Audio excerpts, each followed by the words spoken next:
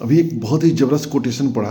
Quotation कुछ इस तरह से था कि कोई इतना भी बिजी नहीं होता जितना कि वो मानता है। मतलब हम अपने को बहुत ज़्यादा बिजी मानते हैं, जबकि वास्तविकता है कि हम उतना बिजी होते नहीं हैं। तो इसका हकीकत क्या है? तो सबसे पहली चीज़ तो हम ये जानते हैं कि देखिए भाई, ऊपर वाले ने एक मामले में सबके साथ न्याय किया है। सभी को 24 घंटे का समय दिया है, चाहे राजा हो, चाहे रंक हो, चाहे अमीर हो, चाहे गरीब हो, चाहे खिलाड़ी हो, सबको 24 घंटे का समय दिया है। अब इस 24 घंटे का हम कैसे उपयोग करते हैं ये हम पर निर्भर करता है। किसी को 25वां घंटा नहीं मिला हुआ है। तो क्या कहना है कि कोई इतना भी बिजी नहीं होता जितना कि वो मानता है। दरअसल होता क्या है कि हमारे अंदर प्राथमिकताओं का अभाव होता है। हम यदि किसी कार्य के लिए, किसी चीज़ के लिए हम समय नहीं निकाल पा रहे हैं, इसका मतलब यह नहीं है कि मेरे पास समय, मैं व्यस्त हूँ या मेरे पास समय नहीं है।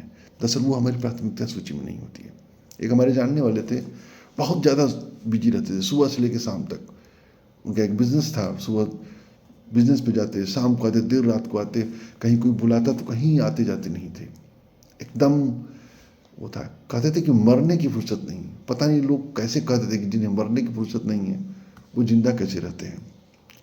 और उनके घर पे, जहाँ के वो मूल निवासी थे, वहाँ पे एक हादसा हो गया, किसी की डेथ हो गई, उनको जाना पड़ा।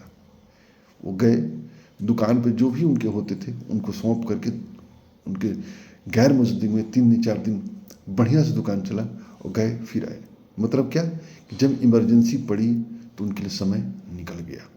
तो उसी तरह से होती है कि जिस काम के लिए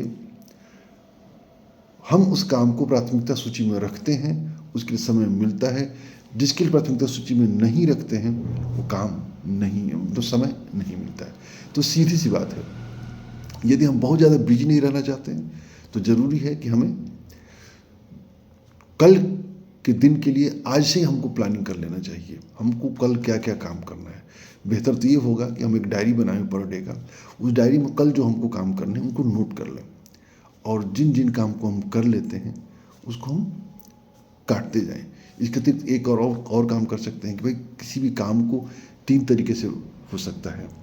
एक होता है कि टाला जा सकता है, तो उसको टाल दीजिए। एक होता है कि अनिवार्य नहीं, उसको करना ही, उसको किया जा सकता है।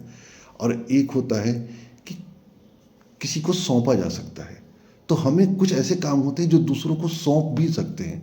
तो इन तरीकों से हम इस्तेमाल करके हम काफ़ी हद तक अपने समय को बचा सकते हैं। तो उम्मीद अच्छा लगा होगा। जय हिंद, जय भारत।